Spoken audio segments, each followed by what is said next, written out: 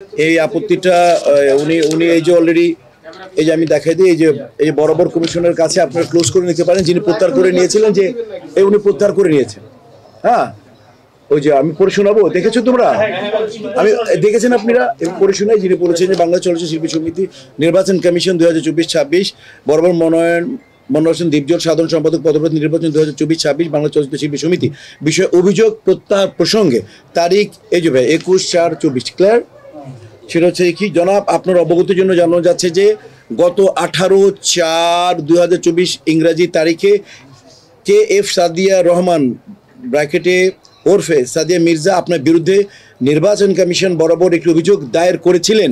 উক্ত অভিযোগটি অদ্য 21/4/2024 ইংরাজি তারিখ পত্রের মাধ্যমে প্রত্যাহার করিয়া নিয়েছেন বিধায় উক্ত অভিযোগ থেকে আপনাকে অব্যাহতি প্রদান করা হলো। চেয়ারম্যান নির্বাচন কমিশন ক্লিয়ার। তার মানে জাস্ট আর আমাদের অমিত আমার সাথে কথা বলছি, ও আপিল করবে না, ও এক ভোটে হেরেছিল, ও আপিল করবে না। তাহলে ইনশাল্লাহ অলরেডি ফলাফল তো হয়ে গেছে ক্লিয়ার।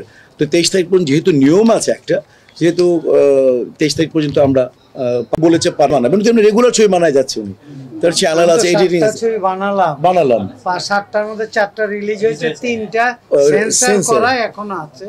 এই আমরা এই আর 10-12 দিন পর একটা রিলিজ হবে, 1 মাস পর পর একটা করে রিলিজ হবে। এটা তো অলরেডি আমি আরো 5-7টা ছবি এট এ টাইম আরম্ভ করব। আরেকটা ব্যাপারটা শেষ করে দিই, সেটা হচ্ছে এবং মনে করো যেমন আজকে আমি এখনই সাগর ভাইয়ের সাথে বসে এসেছি। সাগর ভাই, আপনি খালি পুরস্কার পাবেন ওইরকম ছবি বানাবেন তা না, কমার্শিয়াল ছবি, খেটে খাওয়া মানুষের প্রতিনিধি আমরা। যে দেশের কমার্শিয়াল ছবি যত ডেভেলপ, সে দেশের কালচার তত ডেভেলপ।